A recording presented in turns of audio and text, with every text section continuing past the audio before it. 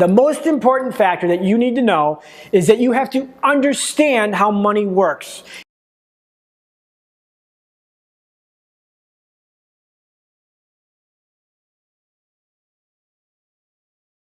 Today I want to ask you a very simple question. The question is, have you ever met a 22-year-old multimillionaire who got rich because he clipped coupons? Or maybe he had an awesome 401k plan. Or maybe he stopped drinking expensive Starbucks coffee and canceled all the movie channels. Thing is, you're probably laughing right now, and that's a good thing. It's because you realize these people don't exist. They're fairy tales of impossibility. And yet, despite this, we continue to trust the same old gurus who write the same old books preaching the same old crap. Well, what crap am I talking about? Well, you know it as the get-rich-slow financial plan. I call it the wealth in a wheelchair financial plan, or the slow lane. And I know you're familiar with it. It sounds a little something like this. Go to school, graduate, get a good job, save 10% of your paycheck, live mindlessly frugal, yes, quit dining out at expensive restaurants, stop drinking that expensive coffee, buy a used car, cancel all that debt, and then one day, I don't know, when you're 65, 70 years old, you're going to retire rich.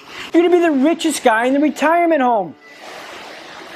Folks, this is a lifetime subscription to mediocrity, and it doesn't pay off until the twilight of your life. I retired 30 years early, and when I say retirement, I don't mean I'm on the golf course or playing bridge. I mean I'm doing exactly what I want to do. I have total freedom. I did that 30 years early, and you know what? I don't have a 401k. I don't have an IRA. I'm not known to clip coupons. I live in a nice house. I drive a fairly expensive car. The get-rich-slow plan is predicated on two factors, and it's hope and time. Hope and time. If hope and time is your plan for financial freedom, you're going to be in trouble. What happens if you don't have a job? I guess the plan fails. What happens if you have a job that doesn't pay you what you're worth? I guess the plan fails. What happens when the stock market loses 40% of your money in 1 year? I guess the plan fails. You see, it's predicated on hope and time. You heard the guru say it, give it 40, 50 years and then you'll be rich. What happens if you die young? How many of us aren't going to be here when we're 65 or 70 years old? You see, that plan is predicated on hope and time. And if you want a chance to live your dreams, financial freedom, however you define that for yourself, if you want a chance at that, you have to get rid of hope and time and swap it for control and leverage.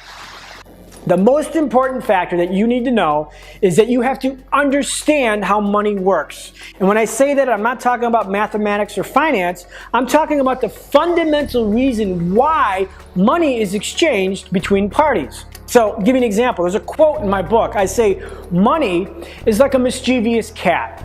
If you chase it, it's going to avoid you. It's going to hide from you. It's going to climb the tree. It's going to hide on top of the refrigerator. It's going to disappear in the bushes. You chase it around and it's going to avoid you like the plague. Money is the same way. And yet, if you focus on what attracts the cat's going to come right up to you and sit in your lap. If you're sitting there on the couch with a big plate of tuna, guess what's going to come to you? That's because the cat perceives you have something that it wants. Money is exactly the same way. Money is exchanged between parties when one party views that the other person has value.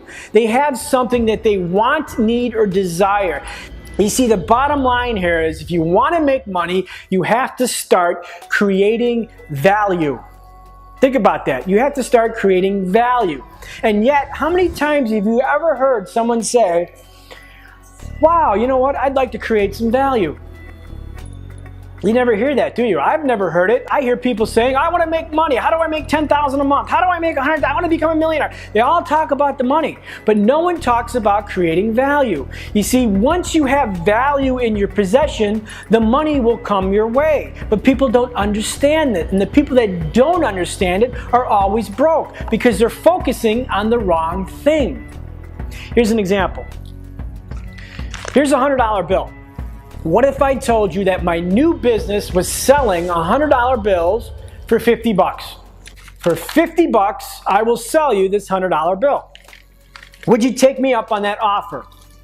You probably would, and so would probably everyone else on the planet. In fact, if this was my business, I'd have a line outside the door. Why?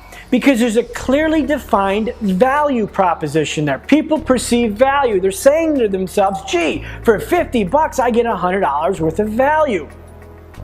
And this is the essence of making money. I know that's a rudimentary example, but here's another example. Here's my book.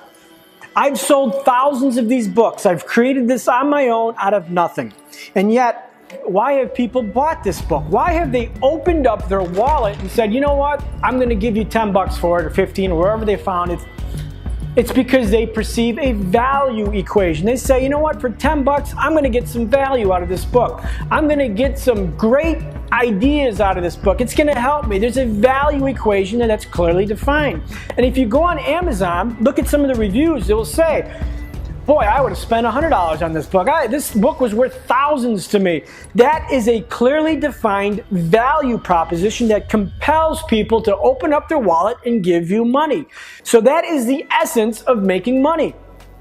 If you want to make money, stop thinking about making money and start thinking about the value equation. What value have you created? What invention have you made? What do you offer to the world that will compel people to give you money? Because if you're sitting around saying, I want to make money, what in effect you're saying is, the translation is, I want to create value. I want to convince somebody to give me money. That's what making money is. You're trying to convince somebody to give it to you. To wrap this up, if you want to start making money, start making value, start creating value. And then what's going to happen is the money will start coming to you versus you having to come to it or you chasing it. Now here's number one. It's the formula for getting rich. It also explains why you're in your present position, whether you're earning $6,000 a year or $16,000 or $60,000 or $600,000. It applies to every adult, whether he's employed or unemployed. It applies to the richest man and to the poorest and every person in between. And here it is. Our rewards in life will always be in exact proportion to our contribution, our service.